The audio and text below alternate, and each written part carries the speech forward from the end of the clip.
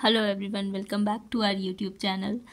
तो IBPS PO prelims का exam ख़त्म हो चुका है और मेरा लास्ट डे लास्ट शिफ्ट को था, मतलब 20 अक्टूबर को 4th शिफ्ट में था। तो मैं बताने वाली हूँ मेरे अटेम्प्ट कितने रहे, मैंने क्या क्या अटेम्प्ट किया और मेरा एग्ज़ाम कैसा गया। तो चलिए स्टार्ट करते हैं। सबसे पहले रीजनिंग आई थी, बट मैं इंग्लिश का मैंने लिखा हुआ है तो मैं इंग्लिश से बताती हूँ।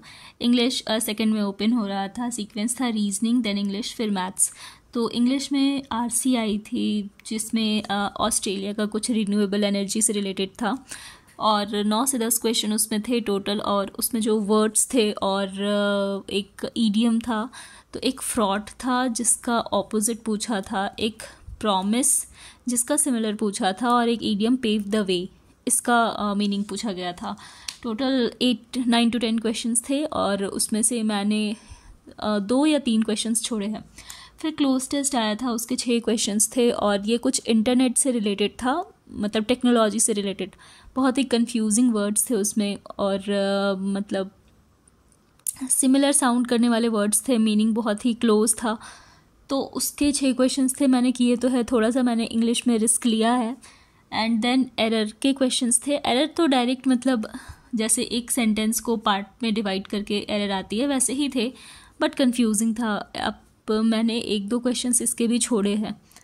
फिर वर्ड रीअरेंजमेंट के क्वेश्चंस थे, ये मैंने पूरा किया है। एक में मुझे डाउट था, कुछ फीलिंग और एक कॉग्निटिव फीलिंग और प्रोसेस करके था, तो उसमें मुझे थोड़ा सा डाउट हो रहा था, बट मैंने वो किया है। अब पता नहीं कौन सा सही है कौन सा नहीं, 2 ऑप्शन में मुझे कन्फ्यूज़न था, बट मैंने टिक किया है उसे। देन फ्रेज़ रिप्लेसमेंट था, ये भी बहुत कन्फ्यूजिंग था, मतलब समझ ही नहीं आ रहा था, बहुत टाइम लग रहा था इसमें। तो इसे भी मैंने अटेम्प्ट किया है, मुझे अच्छे से याद नहीं है मैंने इसके क्वेश्चंस छोड़े हैं या नहीं। तो इंग्लिश में टोटल मेरे अटेम्प्ट जो रहे हैं वो आई गेस 26 रहे हैं। थोड़ा सा मैंने रिस्क लिया है इंग्लिश में, क्योंकि मेरे क्वेश्चंस रॉन्ग होते हैं। 3-4 तो आराम से क्लर्क में भी हो गए थे, तो PO में तो ऑब्वियसली। तो 26 अटेम्प्ट रहे हैं मेरे। फिर रीजनिंग की बात करूं तो इस एग्ज़ाम में रीजनिंग मेरा बेस्ट पार्ट रहा, क्योंकि रीजनिंग मेरा लगभग अच्छा ही गया है।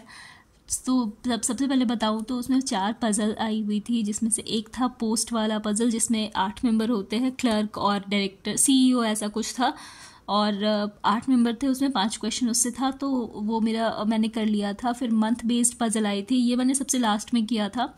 मंथ में क्या था, 8 मंथ दिया हुआ था, उसके साथ वेरिएबल थे।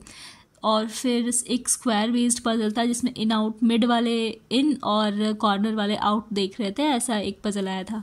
फिर बॉक्स वाला एक पजल आया था, जिसमें फ्रूट मतलब वेरिएबल था, 6 बॉक्स थे, उसको वैसे अरेंज करना था, 6 थे शायद, हाँ, और उसके भी 5 क्वेश्चंस थे। देन कोडिंग डिकोडिंग के 5 क्वेश्चंस आए थे, सिलॉक्स के 4 क्वेश्चंस आए थे, एक ऑड वन आउट आया था। उसके बाद फिर एक पेयर फॉर्मेशन का क्वेश्चन आया था, जिसका आंसर शायद 3 था।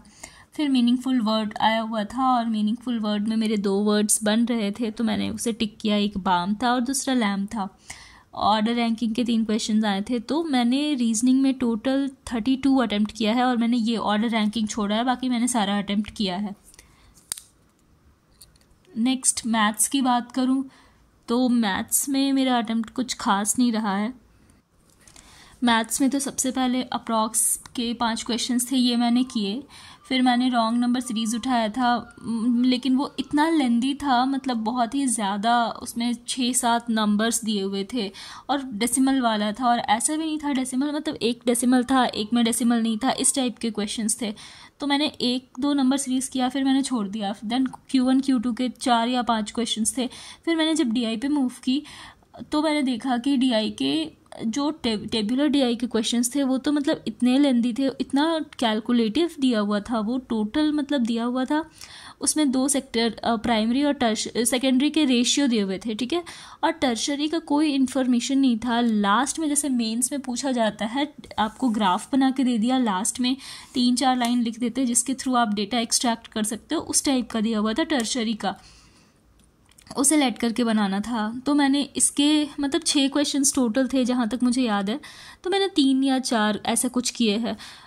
उसके बाद फिर लाइन ग्राफ वाली DI इजी थी, बट क्वेश्चंस बहुत कैलकुलेटिव थे, तो इसके भी मैंने 3 या 4 क्वेश्चंस किए हैं। एक जो 2 क्वेश्चन मैंने छोड़ा, आई थिंक उन दोनों में प्राइस दिया हुआ था पर पीस और वैसे निकालना था, तो वो दोनों क्वेश्चंस मैंने छोड़ दिया क्योंकि वो लेंदी था। और फिर मैं वापस से रॉन्ग नंबर सीरीज़ में जब मैं गई तो उसके मैंने 1-2 क्वेश्चंस और किए, और मुझे 2 उसके याद है रॉन्ग नंबर के पैटर्न। एक तो क्यूब का डिफरेंस था, एक ऐसा 288-144 ऐसा करके कुछ था, मतलब इसका गैप चल रहा था। फिर अर्थमेटिक की बात करूँ तो अर्थमेटिक में मैंने 1 या 2 क्वेश्चन किया है। एक तो मुझे याद है CISI वाला क्वेश्चन किया था जिसका आंसर मेरा 3000 आया था। अगर आप लोगों का किसी का आया होगा तो आप लोग बताइएगा। एक और क्वेश्चन था जिसका रेशियो पूछा गया था, शायद उसका 5:4 रेशियो था, बट वो क्वेश्चन क्या था वो मैं भूल गई हूँ, तो वो तो मुझे याद नहीं है।